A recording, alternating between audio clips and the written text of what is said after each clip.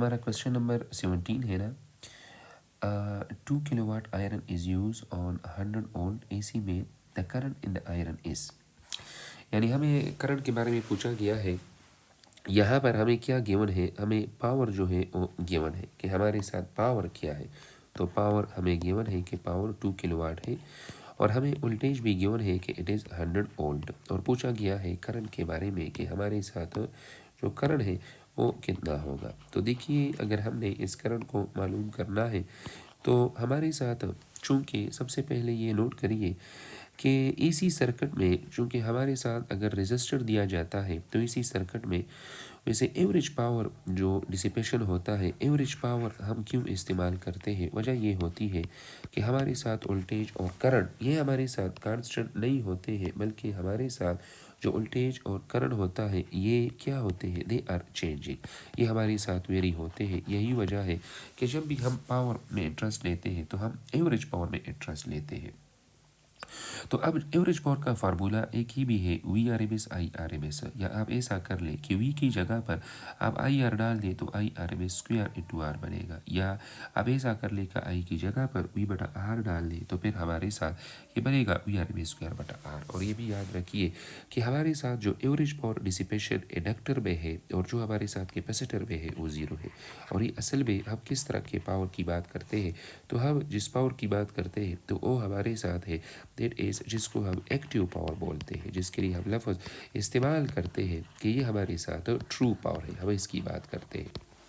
अगर देखा जाए तो याद रखिए किस सर्किट में हमारे साथ पावर डिसिपेट होगा, तो ये बात भी नोट करिए, हर ऐसा सर्किट कि जिसमें हमारे साथ रेजिस्टर होता है वहाँ पर ज़रूर average power dissipation not zero होगा। मिसाल के तौर पर जो हमारे साथ आर है, जो हमारे साथ आर एल है, जो हमारे साथ आर सी है, यानी average power dissipation not zero होगा।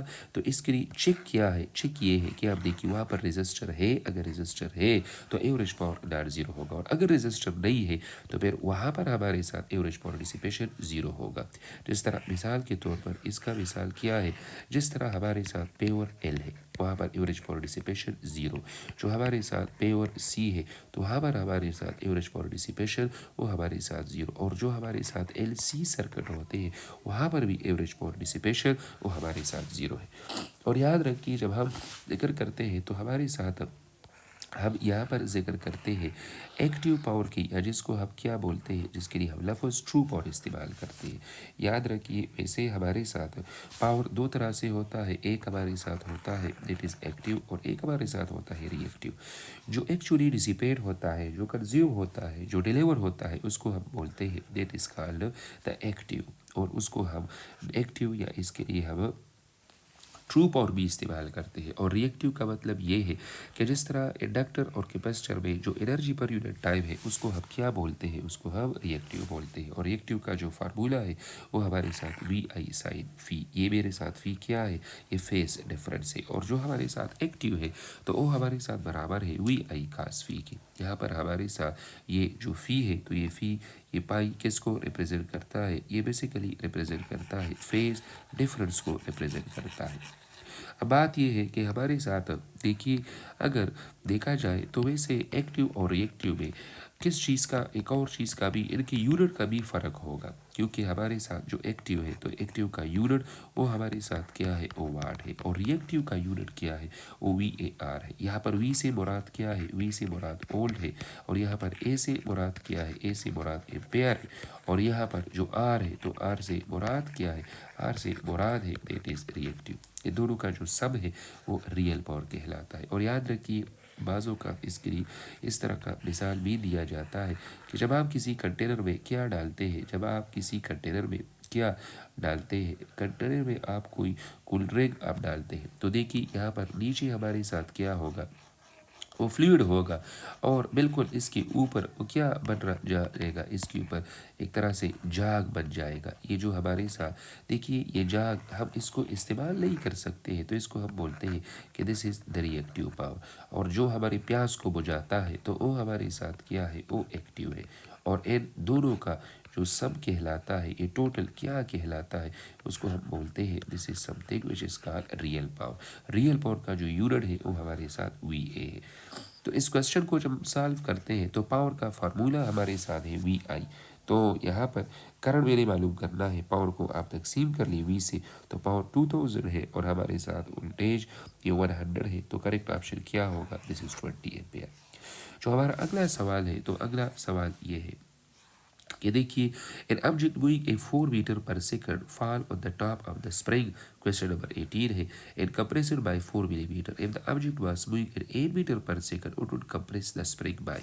यानी आपको ये कहा गया है कि हमारे साथ एक स्प्रिंग है। असल में यहाँ पर इस बाल के साथ, ये जो मेरे साथ एक बाल है, एक बॉडी है, ये एक स्प्रिंग के ऊपर गिर रही है, और जब इस बाल की या इस बॉडी की वेलोसिटी 4 मीटर पर सेकंड है और ये स्प्रिंग पर गिरती है, तो ये स्प्रिंग को 4 मिलीमीटर कंप्रेस करती है। तो अगर हमारे साथ इसकी वेलोसिटी अगर 8 मीटर पर सेकंड होती तो फिर इसको कितना कंप्रेस करता? तो यहाँ पर इसके पास कौन सी एनर्जी है? इसके पास पोटेंशियल एनर्जी है, और ये पोटेंशियल कन्वर्ट होती है काइनेटिक में। लेकिन जब ये स्प्रिंग पर गिरती है तो फिर यही काइनेटिक किस में कन्वर्ट होती है? ये कन्वर्ट होती है into the elastic potential energy में। तो मैं लिख सकता हूँ कि loss in kinetic energy is equal to gain in elastic potential energy, और जो हमारे साथ काइनेटिक एनर्जी है तो वो बराबर है, this is half M V square, और gain in elastic potential energy ये बराबर है हाफ के एक्स स्क्वेयर। यहाँ पर आपने एक बात नोट करनी है कि हमारे साथ देखिए, मैं इसे लिख सकता हूँ कि v square is equal to k x square divided by m, चूँकि के ये भी कांस्टेंट है और जो हमारे साथ एम है तो ये भी हमारे साथ कांस्टेंट है। तो इसका मतलब ये हुआ कि the v square is proportional to this is x square, और मैं इसे लिख सकता हूँ v is proportional to x, क्योंकि दोनों साइड पर आप स्क्वायर रूट ले लें। तो इसका मतलब ये हुआ कि जब हमारे साथ अब क्या कह रहा है कि अब स्पीड, पहले जो हमारे साथ इनिशियल स्पीड था तो वो हमारे साथ क्या था? वो हमारे साथ 4 मीटर पर सेकंड था, और हमारे साथ इनिशियल जो कंप्रेशन था वो क्या था? डेट वाज 4 मिलीमीटर था। अब हमारे साथ क्या हुआ? जब ये स्पीड बढ़ गया और ये 8 मीटर पर सेकंड पर चला गया, तो अब हमारे साथ ये कंप्रेशन क्या होगा? It will increase by 2 time, तो ये हमारे साथ होगा दिस इज 8 मिलीमीटर होगा। अब इसके बाद जो हमारा अगला जो सवाल है, जो नेक्स्ट क्वेश्चन है, which of the following material would prefer to use for making cable for household electrical wiring? चूँकि जब हम इलेक्ट्रिकल वायरिंग करते हैं, जो हमारा क्वेश्चन नंबर 19 है, तो इलेक्ट्रिकल वायरिंग के लिए हम किस को इस्तेमाल करते हैं?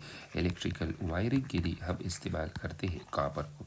यहाँ पर एक बात ये भी नोट करिए कि वैसे अगर ये बाकी जो आप देख लें, तो अगर हम गोल्ड को देख लें तो गोल्ड को तो इस वजह से इस्तेमाल नहीं कर सकते हैं कि ये हमारे साथ क्या है, ये एक्सपेंसिव है। और ये भी याद रखिए कि ज़ाहिरी बात है, अगर हम वैसे रेजिस्टिविटी के टेबल में देख लें तो हमारे साथ रेजिस्टिविटी ऑफ द सिल्वर जो है ये हमारे साथ कम है रेजिस्टिविटी ऑफ द कॉपर, लेकिन कॉपर को इस वजह से इस्तेमाल किया जाता है कि वो हमारे साथ इकोनॉमिकल है as compare to the silver.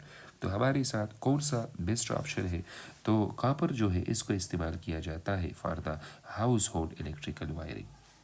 जो नेक्स्ट सवाल है question number 20, if the earth was at 1/2 of its present distance from the sun and had the same orbital speed, the number of the day in 1 year would be approximately. इस सवाल में वो ये बताते हैं कि अगर हमारे साथ, देखिए क्वेश्चन नंबर जो 20 है, तो क्वेश्चन नंबर 20 में ये बताते हैं कि देखिए भाई साहब, ये हमारे साथ क्या है? ये हमारे साथ ये सन है, और ये हमारे साथ क्या है? ये हमारे साथ अर्थ है, और ये अर्थ जो है ये सन के इर्द गिर्द ये ऑर्बिट में मोशन करती है। अब आपको ये कहा गया है कि अगर हमारे साथ ये जो ऑर्बिट का रेडियस आर है, अगर आर की बजाय इसका ये रेडियस क्या हो जाए, ये आर डिवाइडेड बाई 2 हो जाए, तो फिर हमारे साथ एक साल में कितने दिन होंगे? असल में बात ये है कि ये किससे रिलेटेड है? चूँकि ये ऑर्बिटल जो प्लेनेटरी मोशन है, तो ये हमारे साथ ऑर्बिटल मोशन है, और प्लेनेटरी मोशन से रिलेटेड बेसिकली जो प्लेनेटरी मोशन है इससे रिलेटेड कंसेप्ट सुनिए। प्लेनेटरी मोशन से रिलेटेड केपलर ने 3 कवानीन भी दिए हैं। केपलर ने 3 कवानीन दिए हैं। There are Kepler laws related with the planetary motion. उसका एक कानून है कि हमारे साथ जो प्लेनेटरी मोशन है उसमें एंगुलर मोमेंटम क्या होगा? वो कंजर्व होगा। इसका एक कानून जो है वो किससे रिलेटेड है कि एंगुलर मोमेंटम वो कंजर्व होगी, डायरेक्शन भी मैग्नीट्यूड भी। इसका एक कानून ये भी है कि एरियल वेलोसिटी वो हमारे साथ कांस्टेंट होगी। और इसका एक और कानून भी है जिसको केपलर थर्ड लॉ हम बोलते हैं, जिसमें टी स्क्वायर और आर का आपस में ये रिलेशन है। यहाँ पर टी से मुराद टाइम पीरियड है और आर से मुराद क्या है, रेडियस ऑफ द ऑर्बिट है। यहाँ पर रिलेशन ये इस्तेमाल होगा क्योंकि असल में बात ये है कि जब एक रिवोल्यूशन कंप्लीट होती है तो एक रिवोल्यूशन ये हमारे साथ ये एक साल कहलाता है, और यूजुअली जो हमारे साथ ये कितने दिन में कंप्लीट होता है, ये 365 डेज में कंप्लीट होता है। तो इसका मतलब ये है कि मैं इस तरह इस रिलेशन को यूटिलाइज करके मैं लिख सकता हूँ कि T2/T1 is equal to this is R2/R1 and this is power cube. तो अब देखिए, अगर मेरे क्या मालूम करना है T2, तो मैं इस तरह लिखूँगा T1 into R2/R1 this is power 3। तो कहता है कि अगर हमारे साथ वो रेडियस R है तो डे जो है वो तो हमारे साथ यूजुअली टाइम पीरियड वो टी होगा, और ये तकरीबन हमारे साथ 365 डेज है। अब हमारे साथ अगर क्या हो जाए, इसको मैं R1 बोलता हूँ कि R1 हमारे साथ R के बराबर है, तो मेरे साथ T1 T होगा। और अब हमारे साथ जो R2 है तो ये हमारे साथ क्या हुआ, आधा हुआ। तो फिर बताइए कि अब मेरे साथ जो T2 है वो हमारे साथ फिर क्या होगा।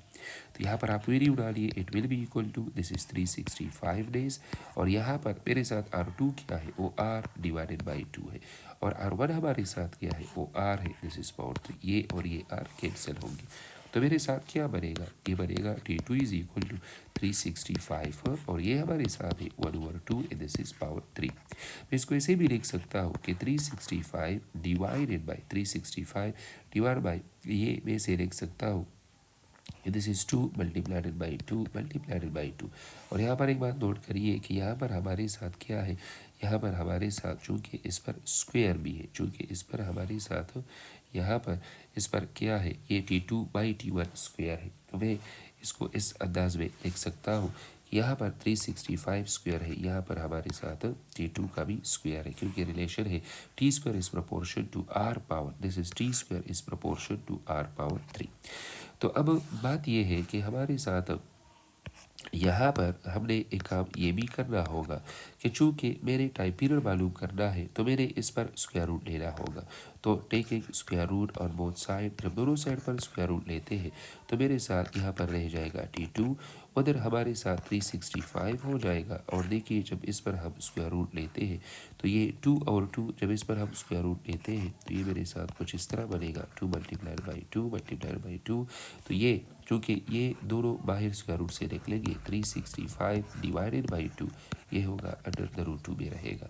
और 365 को जब आप 2 से तकसीम कर लें तो हमारे साथ जो लगभग जवाब है, तो देखिए 365 डिवाइडेड बाई 2, तो मेरे साथ ये बनेगा 300 है तो 2 से तकसीम कर ले 150 है, फिर 60 है तो आप तकसीम कर लें तो हमारे साथ वो तकरीबन बन जाता है वो हमारे साथ 30। तो ये तकरीबन हमारे साथ 182, ये हमारे साथ 182.5, तो मेरे साथ बनेगा 182.5 divided by this is under the root 2।